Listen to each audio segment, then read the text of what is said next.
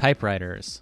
Invented in the early 19th century, typewriters were an incredible predecessor to the modern-day computer. They transformed the world, and they allowed the process of writing to become quick and easy for anyone. By the 20th century, just about every man, woman, and business in America had use for a typewriter, and later on, even more useful electronic versions of typewriters were developed, sometimes called word processors. These machines had an improved design, more functionality, and better portability, and they also eliminated the need to manually apply correction fluid when a typo was made, saving thousands of hours for many people. Although typewriters aren't commonly used or necessary anymore, they continue to have a lasting legacy, thanks to their incorporation of the QWERTY keyboard layout. Instead of displaying the letters of the keyboard in alphabetical order, the QWERTY layout provides a much more ergonomic and efficient design, allowing for words to be typed much faster than any other keyboard layout.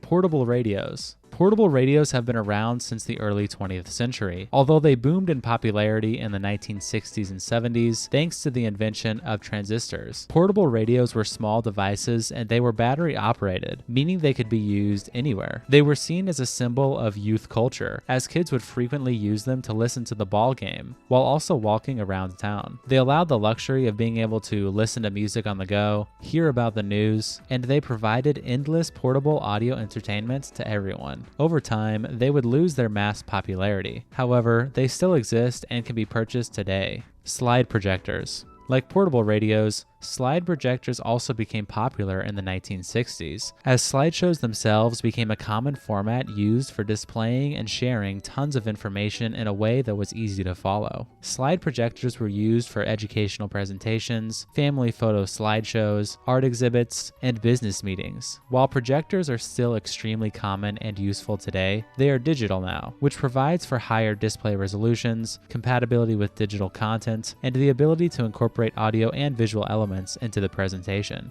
VHS players. Invented in Japan in 1976 and becoming popular in America during the 80s and 90s, many people today are surprised to learn that younger generations have no idea what VHS players are. They were massively successful due to their ability to record and play back anything, from full TV shows to movies. This allowed people to save any episode of a show that they wanted to, meaning they could watch it later or as many times as they wanted. VHS players also gave people the ability to watch movies at home rather than at the theater. Educational content and even workout training videos were also very popular on VHS, and VHS players were used to record home videos, making them a necessary item to have for any American family at the time. CDs and DVDs. CDs gained popularity in the 1980s and 1990s, while DVDs were more popular in the 1990s and early 2000s. CDs contained music and audiobooks, while DVDs were capable of storing shows, movies, computer software, and video games. Compared to VHS tapes, they offered better sound quality and storage, and they were also more durable and reliable since VHS tapes were easy to break and frequently stopped working. CDs and DVDs were also smaller and easy to collect and store en masse, so you could stack hundreds of DVDs together but not really do the same thing with large chunky VHS tapes lying around. Despite these advantages, CDs and DVDs have become mostly extinct today thanks to Blu-rays and, more notably, streaming services like Spotify and Netflix. MP3 players. Although the term MP3 player didn't become popular until the early 2000s thanks to Apple's iPod, earlier portable music playing devices existed and were very popular, like Sony's famous Walkman device, first introduced to the market in 1979. The Walkman had a significant impact on American culture, symbolizing the freedom and convenience of personal musical enjoyment. However, at the time, the Walkman was cassette-based, and it would only serve to pave the way for Apple's MP3-based iPod, which was introduced in 2001 and exploded in the market. The iPod was famous for its innovative design, easy-to-use interface, large storage capacity, and seamless integration with Apple iTunes. It introduced the click wheel and its unique pair of earphones, helping the iPod line sell over 400 million units worldwide, before it would be phased out by the iPhone and other modern phones that could do the same thing and much more. Portable MP4 players.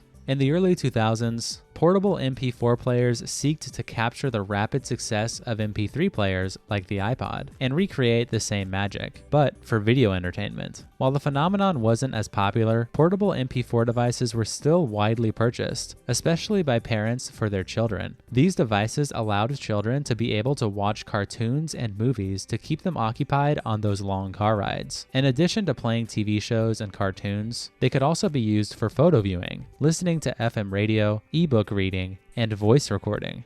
GPS units. GPS technology was invented and developed by the United States Department of Defense in the 1970s, and it became fully operational in the 90s. GPS units use signals from a network of satellites to triangulate and calculate the user's position in the world. Once they became more affordable and streamlined in the early 2000s, handheld GPS units were easy to purchase for most Americans, as they allowed people to navigate around their city, as well as keep track of their physical location while hiking and engaging in various outdoor activities away from home. While GPS units still exist and are even preferred by some people due to their sharp accuracy, most people these days just use their mobile phones for navigational purposes. Personal digital assistants. PDAs are definitely the true predecessor to the modern-day mobile phone. Becoming a major trend in the 1990s, these early handheld computing devices were used most commonly to view and manage calendars, contact lists, task managers. They could easily take notes, and later versions of them had internet connectivity for emails and basic web browsing. The Palm Pilot was the most successful iteration of the personal digital assistant, and it's the device that people commonly remember when the discussion of the PDAs are brought up. Apple tried to enter the PDA market with their product, the Apple Newton. However, this device didn't sell very well to the average consumer. Most of the sales for the Apple Newton instead came from the medical industry. Leapfrogs.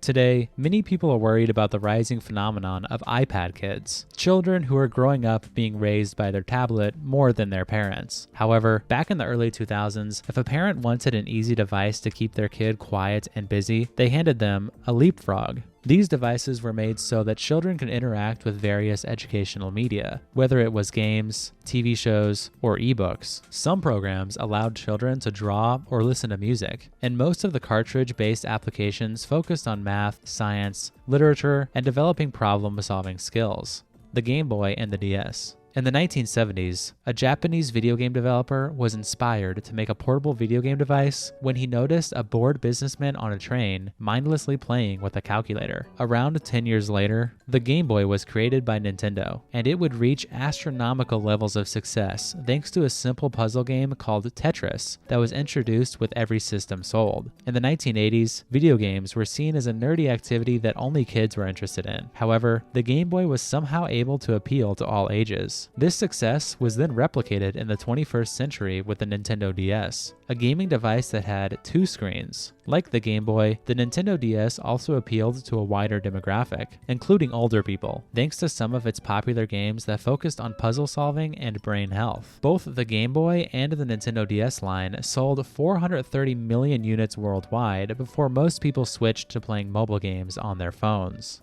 Telephone operators. When telephones began being used in the early 19th and 20th centuries, calls were not automatic. Instead, users would pick up the phone and be greeted by a telephone operator, and they would tell the operator who they intended to call. Calls were made using switchboards, so the operator was responsible for physically plugging and unplugging cords to establish connections. This existed all the way until the 1970s and 80s, when manual switchboards were fully replaced by fully automated systems and digital exchanges. Telephone booths.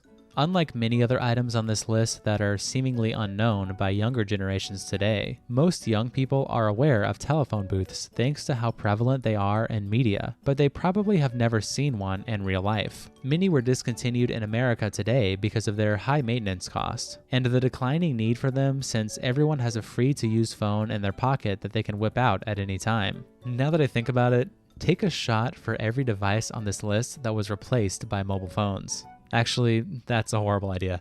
Back on topic, phone booths provided a private space for people to make calls in public spaces, sometimes even having a door that could be closed to ensure no one could listen in on you. They used payphones and took coins or prepaid phone cards. Pagers.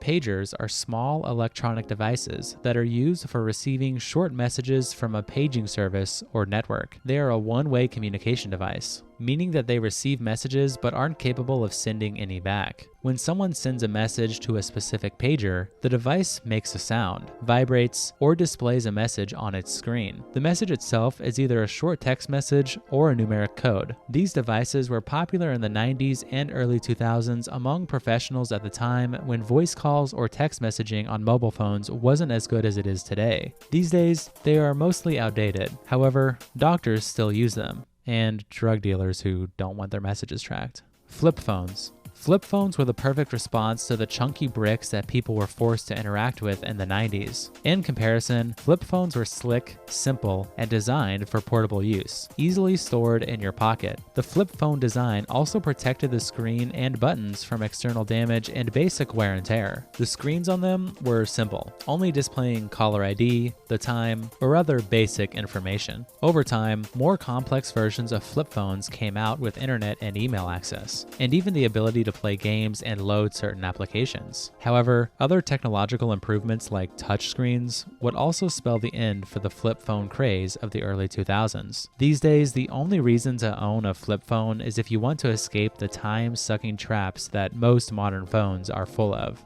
Phonebooks. Phonebooks are still around, but they are entirely irrelevant and usually end up in the garbage. Phonebooks are created to provide a massive list of telephone numbers for individuals, businesses, and organizations within a specific geographic area, and they are typically distributed annually in the mail. They also contain written information about local businesses, and emergency numbers or various community resources. They were popular in the mid-20th century until the early 21st century, and today, they are still commonly used on the internet in the form of websites like white pages or even just Google itself. Pocket watches. During the 18th century all the way until the early 20th century, pocket watches were popular, peaking in the 19th century and the Victorian era. They were considered essential accessories for gentlemen, and were often intricately designed with decorative cases, engravings, and jewels. They were carried in a pocket and attached to a chain, and worn as part of formal attire to represent that the individual was of a higher status than most. In the early 20th century, most people switched to wristwatches, and to this day, wristwatches maintain their connection to elite social status.